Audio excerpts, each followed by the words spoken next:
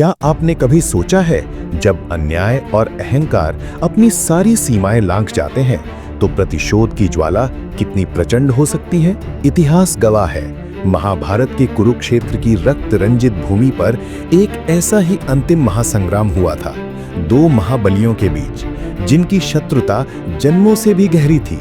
ये कहानी है पांडु पुत्र भीम और गांधारी पुत्र दुर्योधन के उस निर्णायक गदा युद्ध की, जिसने न केवल एक युग का अंत किया, बल्कि आने वाली पीढ़ियों के लिए कई ऐसे सवाल भी छोड़ दिए जिनके जवाब आज भी ढूंढे जाते हैं। तो चलिए आज हम आपको ले चलते हैं उस महायुद्ध के अंतिम क्षणों में, जहां धर्म और अधर्म आमने सामने थे और जहां एक प्रतिज्ञा को पूरा होना ही था।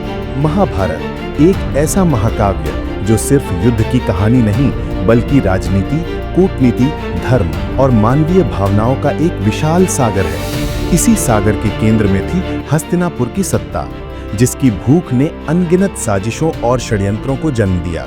एक ओर थे महाबली भीम, कुंती के पुत्र, जिन्हें स्वयं वायुदेव का आशीर्वाद प्राप्त था। भीम अपने मल्ल युद्ध और गदा युद्ध में निपुण थे, बल में उनका कोई सानी नहीं था। दूसरी ओर था धृतराष्ट्र का ज्येष्ठ पुत्र दुर्योधन, जिसके भीतर असीम बल था और उससे भी बड़ी महत्वाकांक्षा।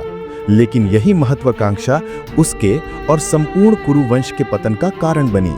दुर्योधन की भीम से ईर्ष्या बचपन से ही थी, खासकर भीम के गदा युद्ध कौशल से। वह जानता था कि बल में भीम उससे कहीं अधिक है। इसी ईर्ष्या ने उसे अंधा कर दिया। उसने कई बार भीम को मारने का प्रयास किया।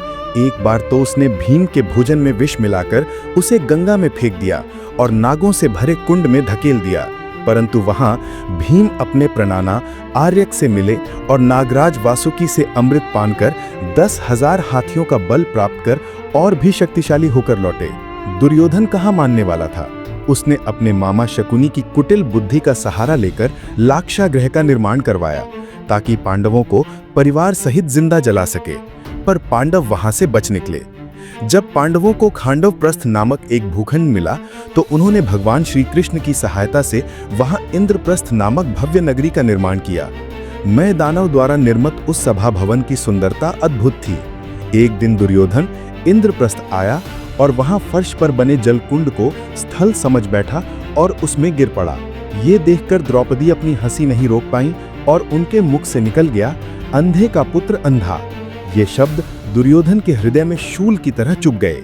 अपमान की इस आग में घी डाला मामा शकुनी ने, जिसने दुर्योधन को पांडवों से बदला लेने के लिए उकसाया। परिणाम स्वरूप हुई वो कुटिल द्यूत क्रीड़ा, जिसमें पांडव अपना राजपाट, भाई, स्वयं को और अंततः द्रौपदी को भी हार गए। भरी सभा में दुर्योधन के आदेश पर दुशासन ने द्रौपदी का चीरहरण करने का प्रयास किया। इतिहास आज भी उस चीख को सुनकर कांप उठता है। अपनी पत्नी के इस घोर अपमान को देखकर भीम का क्रोध अपनी चरम सीमा पर पहुंच गया। उसी भरी सभा में भीम ने प्रतिज्ञा ली थी, मैं दुर्योधन की जंघाओं को अपनी गदा से तोड़ दूंगा और दुशासन की छाती का रक्तपान करूंगा। भीम की इस भयंकर प्रतिज्ञा को सुनकर सभी के कलेजे कांप उठे थे। इतना ही नहीं, जब महर्षि मैत्रेय ने दुर्योधन को पांडवों से संधि करने के लिए समझाया, तो अहंकार में चूर दुर्योधन ने उनकी बात न मानते हुए अपनी जांघ पर ताल ठोकी। इससे क्रोधित होकर महर्षि मैत्रेय ने दुर्योधन को श्राप दिया, जिस जांघ पर तू इतना अहंकार कर रहा है, कुरुक्षेत्र के युद्ध में भीम उसी जांघ को तोड़कर तेरा वध करेगा। और अब महाभारत का वो भयंकर युद्ध अपने अंतिम चरण में था। लाखों योद्धा मारे जा चुके थे। कौरवों की सेना लगभग समाप्त हो चुकी थी। दुर्योधन के सभी भाई, मित्र और महारथी काल के गाल में समा चुके थे। वह अकेला, भयभीत और निराश था। उसे महर्षि मैत्रेय का श्राप पल पल याद आ रहा था। अपनी जान बचाने की अंतिम उम्मीद लेकर वह अपनी माता गांधारी के पास गया। गांधारी को महर्षि वेद व्यास से ये वरदान प्राप्त था कि वो जिस किसी के भी नग्न शरीर पर अपनी आंखों की पट्टी खोलकर दृष्टि डालेंगी, उसका शरीर वज्र के समान कठोर हो जाएगा। गांधारी ने दुर्योधन से कहा कि वह आधी रात को गंगा में स्नान करके पूर्णतः निर्वस्त्र अवस्था में उनके कक्ष में आए। दुर्योधन जब गंगा स्नान करके निर्वस्त्र होकर अपनी माता के कक्ष की ओर जा रहा था, तभी मार्ग में उसे भगवान श्री कृष्ण मिले।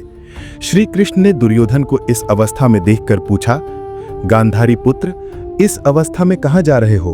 क्या एक वयस्क पुत्र का अपनी माता के समक्ष इस प्रकार निर्वस्त्र जाना उचित है? श्री कृष्ण की बातें सुनकर दुर्योधन लज्जा और संकोच में पड़ गया।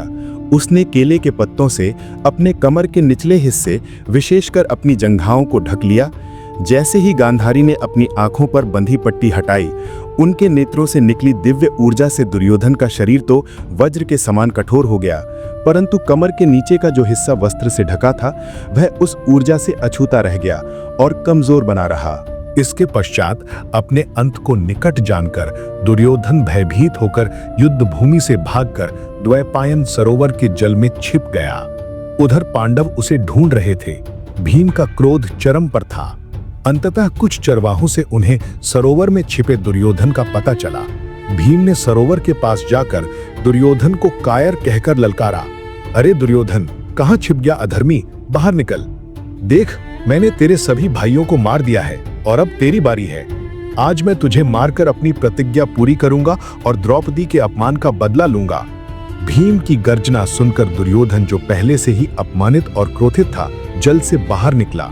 उसने भीम को गदा युद्ध के लिए चुनौती दी। इस प्रकार कुरुक्षेत्र की भूमि पर महाभारत के उस अंतिम अध्याय में भीम और दुर्योधन के बीच वह बहुप्रतीक्षित और भीषण गदा युद्ध आरंभ हुआ। युद्ध का माहौल शंखों, ढोलों और वीरों की गर्जनाओं से गूंज उठा।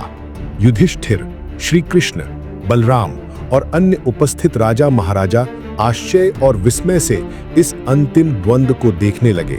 दोनों योद्धा भीम और दुर्योधन अपने अपने कवच पहने और भारी गदाओं से लैस दो विशाल पर्वतों की भांति एक दूसरे के सामने खड़े थे। युद्ध शुरू होते ही दोनों ने अपनी अपार शक्ति और वर्षों के अभ्यास का प्रदर्शन किया। वे कभी उग्र हाथियों की तरह एक दूसरे से टकराते, तो कभी भूखे सिंहों और बाघों की तरह एक दूसरे पर झपटते। उनकी गदाएं जब आपस में टकराती तो बिजली कड़कने जैसी ध्वनि उत्पन्न होती, जिसकी गूंज पूरे युद्ध क्षेत्र में फैल जाती, मानो आकाश में बादल गरज रहे हों। भगवान बलराम भी इस युद्ध को देख रहे थे, जो दुर्योधन और भीम दोनों के ही गदा गुरु थे। दुर्योधन उनका प्रिय शिष्य था। युद्ध काफी देर तक चला। दुर्योधन का ऊपरी शरीर वज्र के समान कठोर हो चुका था, जिस पर भीम के अनेक प्रहार निष्फल जा रहे थे। भीम थकने लगा था, लेकिन उसके मन में अपनी प्रतिज्ञा और द्रौपदी का अपमान बार बार कौंध रहा था। उसे महर्षि मैत्रेय का श्राप भी याद था। तभी भगवान श्री कृष्ण ने भीम को संकेत किया। इशारा दुर्योधन की जंघाओं की ओर था, वही स्थान जो गांधारी की दृष्टि से वंचित रह गया था, और वही स्थान जिसके लिए भीम ने प्रतिज्ञा ली थी और महर्षि ने श्राप दिया था। गदा युद्ध के नियमों के अनुसार कमर के नीचे प्रहार करना वर्जित था, लेकिन यहाँ धर्म और अधर्म की लड़ाई नियमों से कहीं ऊपर उठ चुकी थी। भीम ने अपनी आंखों में वही प्रतिशोध की ज्वाला लिए द्रौपदी के अपमान को स्मरण करते हुए अपनी पूरी शक्ति से गदा उठाई और दुर्योधन की जंघाओं पर एक अत्यंत शक्तिशाली प्रहार किया। वो प्रहार इतना जबरदस्त था कि वज्र जैसे शरीर वाले दुर्योधन की जंघाएं चूर चूर हो गईं। एक भयानक चीख के साथ दुर्योधन पृथ्वी पर गिर पड़ा। उसकी शक्ति, उसका अहंकार सब धराशायी हो गया। भीम ने क्रोध में गर्जना करते हुए अपनी प्रतिज्ञा के पूर्ण होने की घोषणा की। द्रौपदी के अपमान का प्रतिशोध पूरा हो चुका था। दुर्योधन की ये दशा देखकर भगवान बलराम अत्यंत क्रोधित हुए। उन्होंने भीम पर अधर्म करने का आरोप लगाया, क्योंकि उसने कमर के नीचे प्रहार किया था। परंतु भगवान श्री कृष्ण ने उन्हें शांत किया। श्री कृष्ण ने बलराम को भीम की प्रतिज्ञा, द्रौपदी के साथ हुए घोर अन्याय और दुर्योधन द्वारा आजीवन किए गए अधर्मों का स्मरण कराया। उन्होंने समझाया कि कभी कभी धर्म की स्थापना के लिए कठोर निर्णय लेने पड़ते हैं। अपनी टूटी जंघाओं के साथ पृथ्वी पर पड़ा दुर्योधन अभी भी अहंकार में चूर था। उसने पांडवों को धिक्कारा और कहा कि उसने एक क्षत्रिय की भांति युद्ध किया और वीर गति को प्राप्त हो रहा है, जबकि पांडवों ने छल से उसे पराजित किया। उसके प्राण धीरे धीरे निकल रहे थे और उसके साथ ही एक युग का भी अंत हो रहा था। तो ये थी भीम और दुर्योधन के अंतिम और निर्णायक युद्ध की गाथा। एक ऐसा युद्ध जो सिर्फ दो योद्धाओं के बीच शस्त्रों का टकराव नहीं था, बल्कि ये युद्ध था धर्म और अधर्म का, न्याय और अन्याय का, अहंकार और स्वाभिमान का, और एक प्रतिज्ञा के पूर्ण होने का। इस कहानी से हमें कई सबक मिलते हैं। पहला, अहंकार और अन्याय का मार्ग अंततः विनाश की ओर ही ले जाता है। दूसरा, कर्मों का फल हर किसी को भोगना पड़ता है, चाहे वो कितना भी शक्तिशाली क्यों ना हो। ये कहानी हमें ये भी सोचने पर विवश करती है, क्या धर्म की रक्षा के लिए कभी-कभी नियमों को तोड़ना उचित है? क्या भीम द्वारा अपनी प्रतिज्ञा पूरी करने के लिए किया गया अंतिम प्रहार धर्म के अनुसार था, या ये परिस्थितियों की मांग थी? दुर्योधन और भीम की तरह हमें भी जीवन में चुनौतियों का सामना अटूट भावना और लचीलेपन से करना चाहिए। एक योग्य विरोधी या चुनौती को पहचानना हमें आवश्यक साहस और संसाधन जुटाने के लिए प्रेरित कर सकता है। इस महायुद्ध और भीम की प्रतिज्ञा के बारे में आपके क्या विचार हैं? क्या भीम का अंतिम प्रहार धर्म संगत था, या दुर्योधन के साथ जो हुआ वो उसके कर्मों का ही फल था?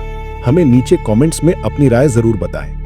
ये कहानी हमें सिखाती है, साहस के साथ अपनी लड़ाई लड़ें, पूरी तैयारी करें, चुनौतियों का सम्मान करें, दूसरों से ज्ञान प्राप्त करें और एक सहायक समुदाय के महत्व को कभी न भूलें। ये कालातीत सिद्धांत हमें आधुनिक जीवन की जटिलताओं में मार्गदर्शन कर सकते हैं, हमें विपत्ति का सामना करते हुए सम्मान और लचीलेपन से कार्य करने के लिए प्रोत्साहित करते हैं। अगर ये कहानी आपके दिल को छू गई हो और आपको महाभारत के इस महत्वपूर्ण प्रसंग से कुछ नया जानने को मिला हो, तो इस वीडियो को लाइक करें और अपने मित्रों तथा परिवारजनों के साथ शेयर करना न भूलें। और ऐसी ही ज्ञानवर्धक और प्रेरणादायक कहानियों के लिए हमारे चैनल को सब्सक्राइब अवश्य करें।